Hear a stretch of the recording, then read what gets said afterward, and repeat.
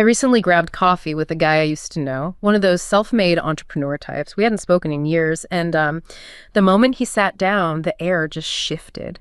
He was vibrating with this intense, brittle energy. He spent the first 20 minutes monologuing about his optimization routine. 4 hours of sleep, ice baths, cutting out distractions, which I eventually realized meant his friends and family. Wow. He showed me his calendar like it was a trophy. It was a solid block of color-coded obligations. He had this gleam in his eye telling me how he's never been more productive, how he's finally conquered his mind. Right. To him, this total independence, this refusal to rely on anyone or anything, that was the peak of existence. He viewed his isolation as evidence of his strength. Performance. Exactly. But then the facade cracked. He went to take a sip of his espresso, and his hand was shaking so badly he couldn't get the cup to his mouth without using both hands to steady it. He saw me notice. Immediately, the bravado vanished, replaced by this flash of just sheer terror. That's the gap. He looked exhausted, almost sick. But just as quickly, he snapped the mask back on, cracked a joke about too much caffeine, and went right back to preaching about the grind. That moment, that terrifying gap between his performance of invulnerability and his actual physical reality, it really stuck with me. Of course. It wasn't just burnout, it was a desperate adherence to a script that was actively destroying him. He was convinced that admitting he was cold or tired or in need of help was a death sentence, when in reality, his refusal to admit those things was the only thing actually killing him. Yeah. It's a specific kind of tragedy, one where a man marches toward his own destruction because he believes turning back or asking for directions is a sign of weakness. And while this feels like a modern problem, it's actually a ghost story we've been telling for over a century. Whether it's a frozen trail in the Yukon or a suffocating drawing room in Pittsburgh, the script remains the same. The belief that isolation is strength, right up until the moment the fire goes out. That is a sharp, devastating anecdote. And it perfectly encapsulates that tragic gap you're talking about. It really does. What you witnessed, that man prioritizing the performance of strength over his own physical survival, that is the direct consequence of this destructive cultural script. It's not a personal failure. It's a systemic outcome. And the scope of this is global, right? It's not just limited to these overworked entrepreneurs and coffee shops. Not at all. So our deep dive today is about understanding the script. Precisely. Our mission here is to really investigate the pervasive influence of these traditional masculine ideals on men's mental health, on their emotional literacy, especially in 21st century Western societies. Okay. We need to analyze the societal pressures that perpetuate this stoicism, this radical self-reliance. We need to dissect the enormous, quantifiable economic toll these scripts incur on society. Which we will get to. And finally, we have to examine how educational reforms are trying to foster, more resilient, emotionally intelligent understandings of manhood. This isn't just about therapy. It's about recognizing a public health and economic crisis driven by culture. Okay, let's unpack this. This is clearly not just a personal problem, but a deeply ingrained cultural script that is actively destroying people, both literally and figuratively. We are looking at a system that teaches men to prioritize self-destruction over vulnerability. We have to find exactly what that system is. So to dismantle something, you first have to name it. You have to name it. We define the trap as restrictive masculinity. Basically, the internalization of these rigid traditional norms that strictly dictate male behavior. And these aren't suggestions. They're high-stakes behavioral mandates enforced by, social approval or disapproval. So what are the primary components of these mandates? What's in the box? Fundamentally, these norms promote emotional suppression, that classic suck-it-up reflex. They promote dominance in all societal spheres and insistence on radical self-reliance and, as we saw in your opening story, actively avoiding vulnerability at all costs. Right. This rigidity, it serves to reinforce gender inequality by valuing traditionally male traits, and it profoundly shapes how psychological distress actually manifests in men. How so? Well, since the acceptable way to display distress vulnerability is disallowed, the distress often comes out as something else, as aggression or risk-taking or just silence. And a core component of that rigidity, the mechanism that kind of keeps the whole system running, is what the sources refer to as the anti-femininity ideal. This is crucial, isn't it? It is the linchpin. Absolutely. The anti-femininity ideal is this active, often visceral rejection of any trait that's deemed feminine. Like what? Emotional expressiveness? Emotional expressiveness, empathy, dependence, seeking help, even showing care. It's a double whammy, really. First, anything perceived as feminine is devalued by society. And second, by actively rejecting these traits, men suppress their core emotional distress. And that leads directly to not seeking help. It drastically reduces their help-seeking behavior. When stoicism is socially reinforced like this, it guarantees that psychological distress will go untreated, which worsens mental health outcomes exponentially. The fear of being perceived as weak or feminine becomes stronger than the fear of death itself. That fear is internalized through this relentless stream of, well, sometimes contradictory messages we call the man box. This is the pervasive, suffocating cultural architecture young men are forced to navigate. The man box. It perfectly describes the limits society places on men's expressions of identity. We can break down the pressure points into these clear pillars of expectation. Okay. First, you've got aggression and control.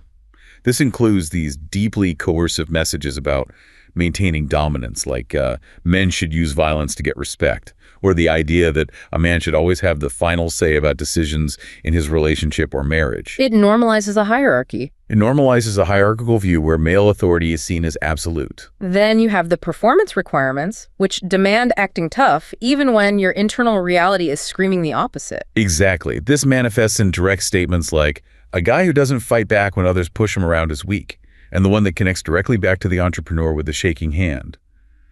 Guys should act strong even if they feel scared or nervous inside. The performance is mandatory. It is mandatory, regardless of the internal cost. And finally, you have the economic and domestic expectations, which fall under rigid masculine gender roles. Right. These dictate who is allowed to earn and who is allowed to care, asserting that men should really be the ones to bring money home and that a husband shouldn't have to do household chores. The entire system is structured to reward conformity and punish any deviation harshly. It's one thing to define this cultural script, but researchers have actually found a way to quantify adherence to it across cultures. It gives us a hard metric for this, well, this soft cultural problem. They use the Conformity to Masculinity Index, or CMNI-5. Yes, the CMNI-5 is a highly useful research tool. It measures adherence across 5 core domains that really summarize the expectations of restrictive masculinity internationally. What are they? They are the importance of winning, violence, help-avoidance, control over women, and disdain for homosexuals. The higher a man scores on that index, the stronger his adherence to these restrictive norms. I want to spend a moment on this because this is where the data gets really pointed.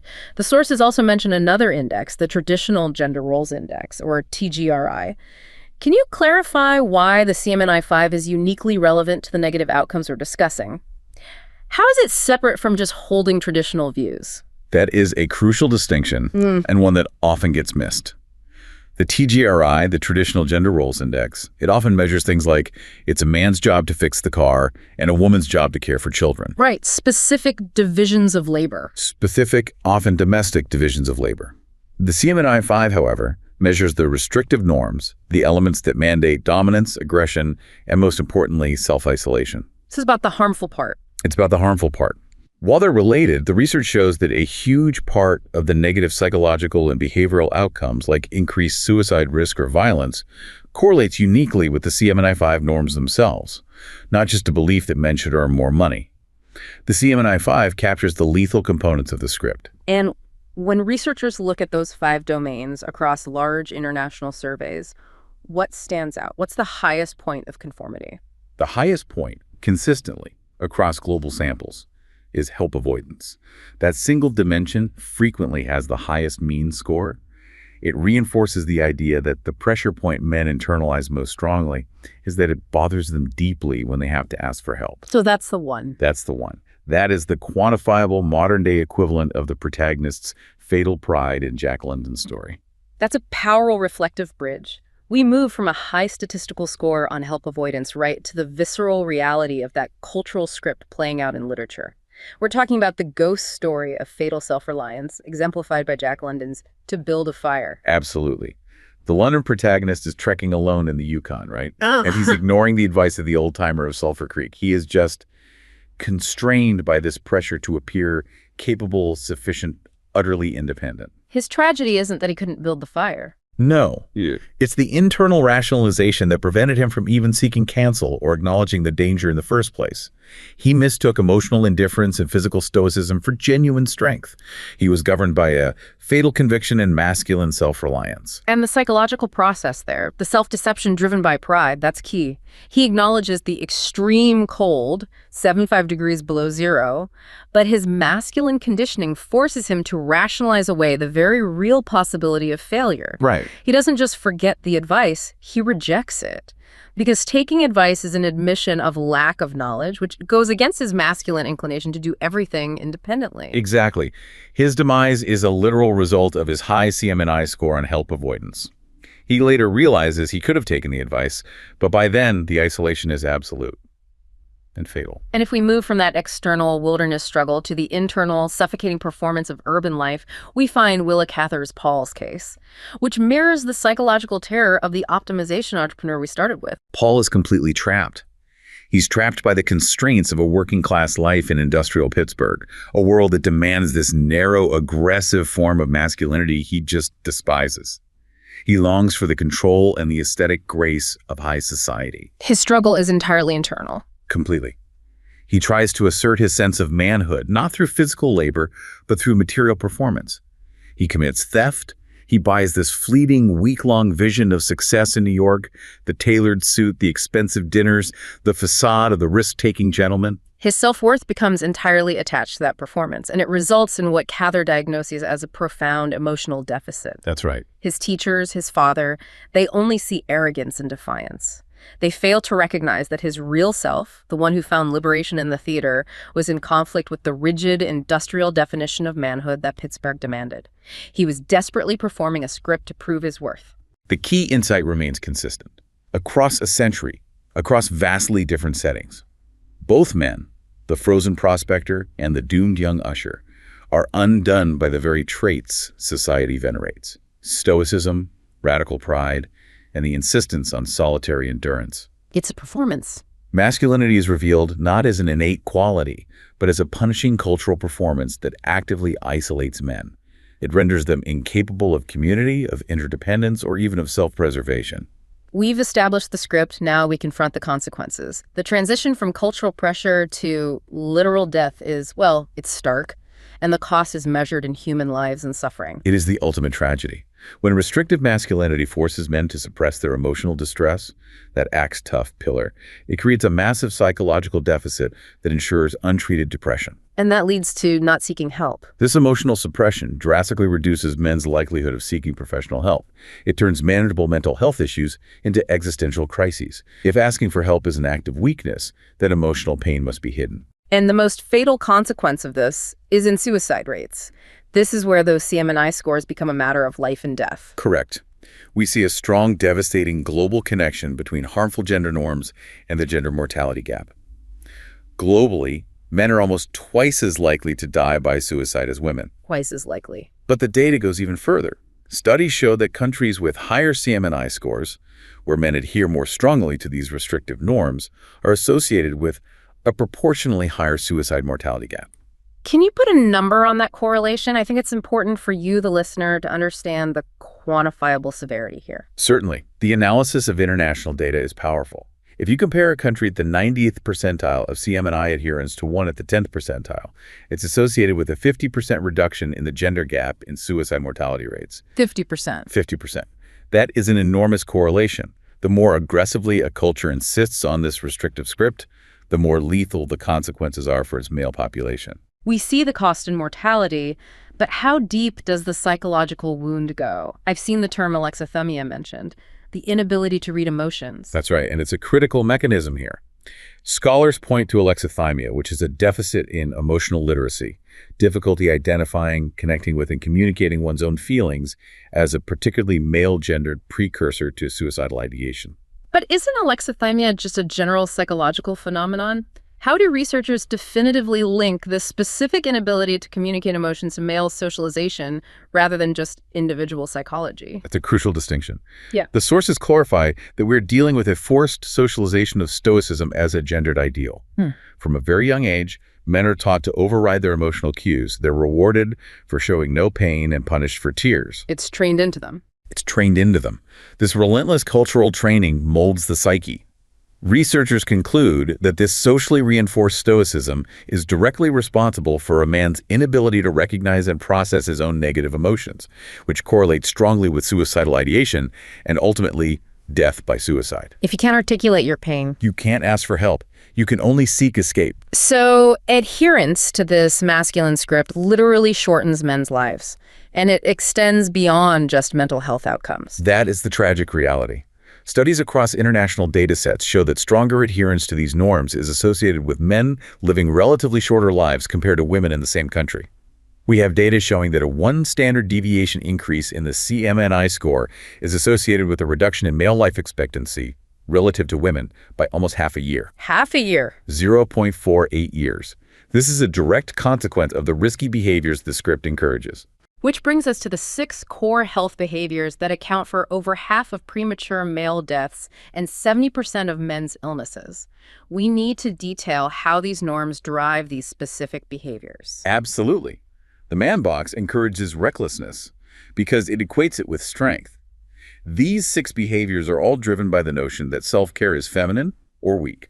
Tobacco use, drug use, occupational hazards, poor diet, alcohol use, and unsafe sex. Okay, let's start with the one historically associated with proving one's mettle, alcohol use. Men are nearly twice as likely to binge drink as women, and historically, alcohol consumption has been cemented as a symbol of manliness in most cultures.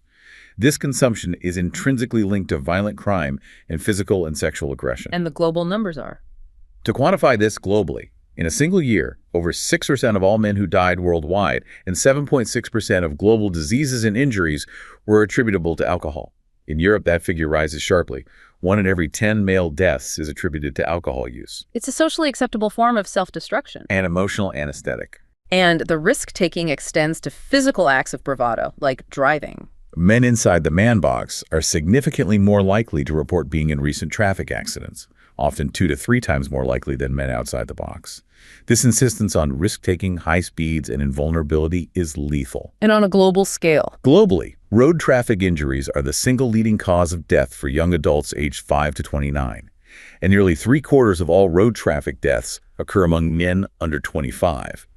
The pursuit of acting tough turns cars into deadly weapons. The hypersexuality pillar of the man box also directly leads to quantifiable health risks. Indeed, the norm dictates that a real man should have as many sexual partners as he can, and rejects the idea that a real man would ever say no to sex. And the research backs this up. Research finds that men who perceive themselves as particularly masculine are significantly more likely to engage in unprotected sex with multiple partners, elevating their risk for contracting STIs or increasing the risk of unplanned pregnancy. It prioritizes the performance of conquest over basic health responsibility. Okay, now let's cover the 3 behaviors often bundled together but that deserve separate attention. Tobacco use, drug use, and poor diet. Well, when men are prohibited from seeking professional help for stress or depression, they turn to self-medication. Tobacco use often fits into the persona of the rugged, stoic worker or the anxious, high-performing businessman trying to cope without admitting weakness. And drug use follows the same logic. Similarly, drug use, whether it's prescription or illicit, serves as an escape valve for that emotional suppression. These behaviors are not seen as illness-related. They're seen as coping mechanisms or even status markers, which just compounds the health risk. And what about the less dramatic chronic risks like diet and occupational hazards? Poor diet is frequently linked to restrictive norms because self-care, cooking, and nutritional awareness are often relegated to the feminine domain. They're perceived as unnecessary for a real man. This contributes to chronic diseases like heart disease and diabetes. And finally, occupational hazards. We see this tragically in sectors like construction or mining. This is a devastating cost of bravado. Restrictive masculinity demands toughness in the workplace, discouraging behaviors seen as cautious or overly careful. So, not using safety equipment. Exactly. A reluctance to use safety equipment, refusal to report minor injuries because you're afraid of being sidelined or mocked, and taking dangerous shortcuts to demonstrate speed and efficiency. The culture prioritizes physical endurance and risk over simple life-saving precaution. Which leads to higher rates of industrial accidents. And long-term disability. Yeah. If the human cost isn't enough to drive urgent societal change, the pure financial costs ought to be. This cultural script is an enormous drag on economic productivity. Let's introduce the staggering figure that underlines this. Harmful masculine stereotypes cost the U.S. economy a minimum of $15.7 billion annually. When you see that figure, it feels almost too abstract, but it represents very real, lost human potential. And we must emphasize this figure is only the absolute minimum. It is critical for you to understand the massive methodological restrictions that place this figure at the floor of the actual cost. How restricted are these findings? What crucial costs are being excluded that would otherwise inflate this number dramatically? The limitations are profound. First, the analysis focuses specifically on men aged 18 to 30. That means the costs generated by all other age groups, older workers, and crucially, all other genders affected by male violence and restrictive norms are excluded. Okay, so that's a huge chunk of the population right there. A huge chunk. Second, the study limited itself to only 6 categories: bullying, sexual violence, depression, suicide, binge drinking, and traffic accidents. So all those other crucial health behaviors we just detailed, tobacco use, chronic illness from poor diet, and drug use, are entirely unaccounted for in this $15.7 billion figure. Precisely. The study excluded countless unquantifiable traumas and costs that are impossible to monetize.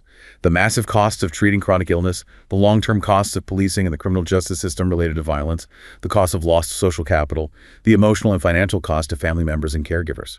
The true cost is likely orders of magnitude higher. Nevertheless, that minimum figure of $15.7 billion is broken down into specific devastating categories of lost economic output. The largest portion, $4.4 billion, is attributed to suicide. This reflects lost productivity from premature death, a direct line from help avoidance to economic catastrophe. And depression. Depression follows closely behind, incurring $2.4 billion, representing lost productivity due to symptoms like absenteeism and presenteeism. Then we have direct costs related to aggression and control. Bullying and violence costs $772 million, and sexual violence costs $631 million annually. And even single behaviors that contribute to lost workdays, like binge drinking, contribute $181 million in lost productivity and premature death costs. These numbers are irrefutable evidence that rigid masculinity is not just a personal challenge, but a costly, systemic risk factor that impacts our entire economic infrastructure.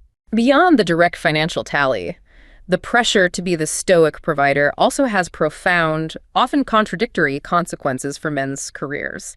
It fuels the modern performance archetype, echoing Cather's Paul. It creates a generation of entrepreneurs and executives who are fundamentally insecure. Adherence to these masculinity norms correlates positively with hypercompetitiveness and a preference to work more hours, what researchers call intensive labor supply. So not more efficiently, just more. Just more. It's not efficiency, it's a relentless performance. Like the entrepreneur in my opening anecdote, the one obsessed with optimization and isolation, he exemplifies that pressure. Absolutely. He is the modern Marcus, the usher of Wall Street, who believes his worth is tied to perpetual activity and material display. He maintains a facade, the luxury car, the constant expensive client dinners, to fulfill the successful, risk-taking leader script. And that leads to massive risk. Massive personal and corporate risk, financial instability, and crippling debt. The emotional deficit means they cannot admit failure or need, and when the success vanishes, the collapse is complete, because the performance, the very identity, vanishes along with the money. We also need to shift focus to the enormous corporate and societal costs that come from manifestations of these norms that target others, specifically sexual violence and harassment in the workplace. Sexual harassment is a deeply entrenched and financially devastating manifestation of these norms that mandate control and dominance. It costs companies billions of dollars every year through multiple mechanisms: decreased productivity, substantial legal expenses, increased turnover, and irreparable reputational harm. And the official numbers are probably low. The U.S. Equal Employment Opportunity Commission recovered $164 million for harassed workers in a single year, and that is a known dramatic underestimate, as the vast majority of harassment goes unreported. And the effects have a macroeconomic impact that feeds directly into gender inequality, which ultimately costs everyone. Precisely. Sexual harassment is a major, yet often hidden, contributor to the gender wage gap because it acts as a gatekeeper. Women who are targets of sexual harassment are 6.5 times more likely to leave their positions. 6.5 times! This high turnover disrupts career ladders, forcing talented women out of jobs, leading to slower career growth, and severely disadvantaging them in high-wage, male-dominated fields. The economic cost is borne not just by the company paying a settlement, but by the entire economy due to lost human capital and perpetuated inequality. The cost is clear, the script is defined, so the only way forward is to actively rewrite that script. The solution lies not just in treating the symptoms, but fundamentally changing the way we socialize men. We have to move definitively toward what is called gender transformative education, or GTE, and this is much more ambitious than prior attempts. To understand GTE, we need to distinguish it from its predecessors. How does GTE differ from being, say, gender sensitive or gender responsive? So, gender-sensitive education just acknowledges gender differences exist. Gender-responsive education tries to address existing inequalities. For instance, providing mentorship to girls in STEM. Okay. But GTE goes further.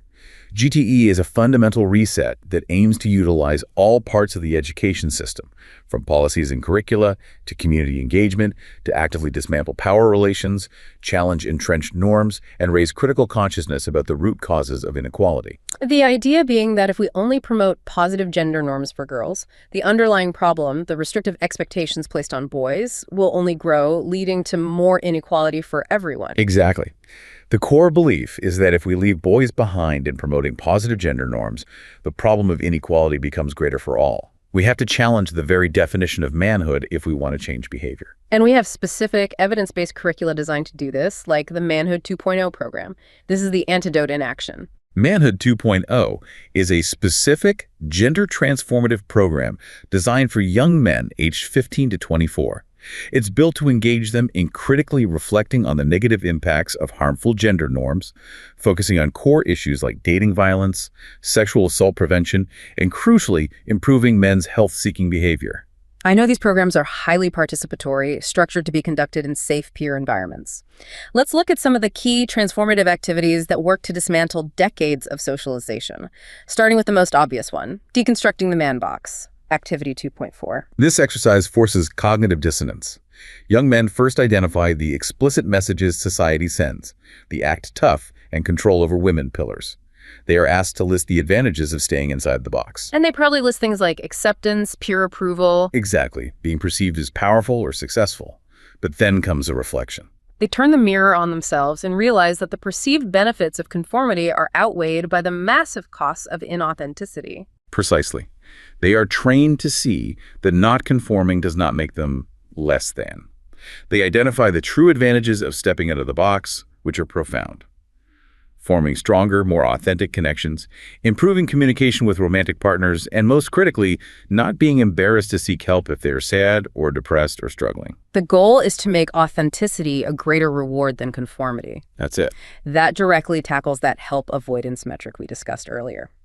Now let's look at how they address the alexithymia and emotional suppression via the emotional expression activity 4.2 component. This activity is foundational. It directly combats that learned stoicism.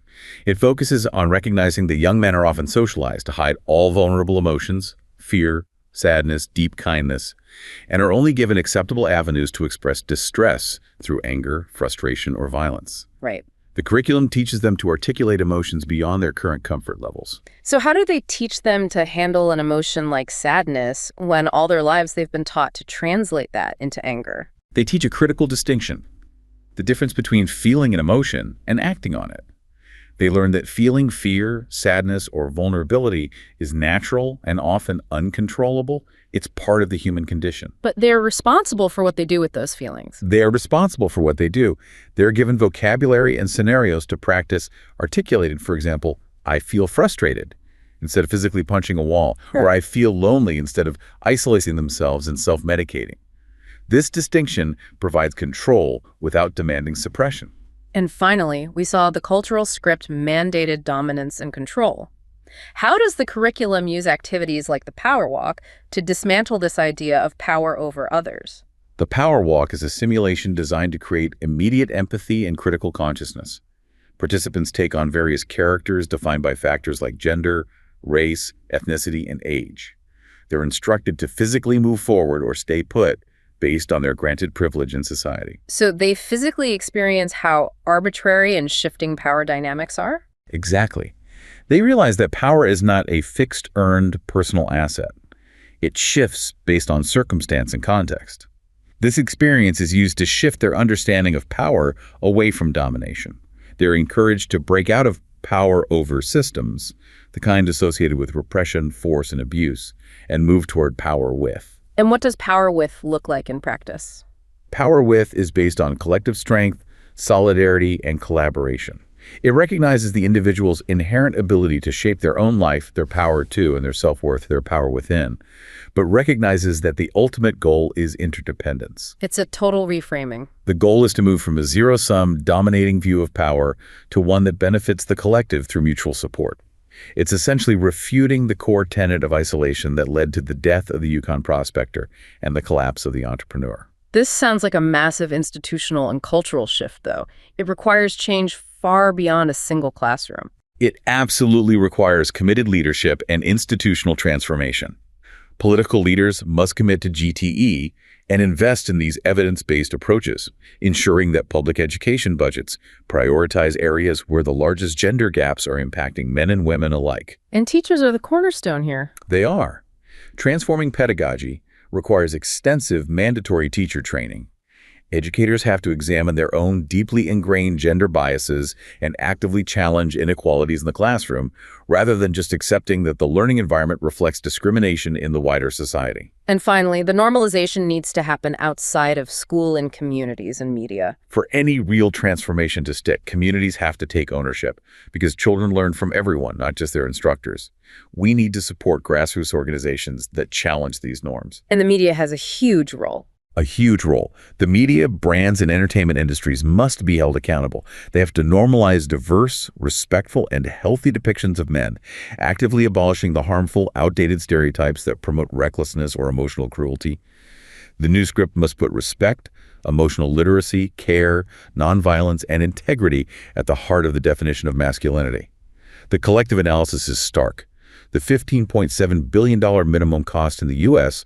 serves as concrete evidence that rigid masculinity, characterized by required stoicism and mandatory isolation, is not merely a collection of personal neuroses. It is a catastrophic systemic risk factor. Yeah. Knowledge is most valuable when understood and applied, and this deep dive shows us the destructive cultural scripts we must actively and intentionally rewrite through education, community engagement, and critical self-reflection. The tragedy, ultimately, is that the men who believe turning back or asking for help is a death sentence find that their refusal to admit need is the only thing actually killing them. Whether that's through a traffic accident, suicide, or simply a life cut short by unnecessary chronic disease. The ultimate failure of the cultural script is its insistence that self-sufficiency is the peak of existence. In reality, isolation leads to profound emotional and literal destruction, proving that interdependence, not independence, is the true condition of human survival.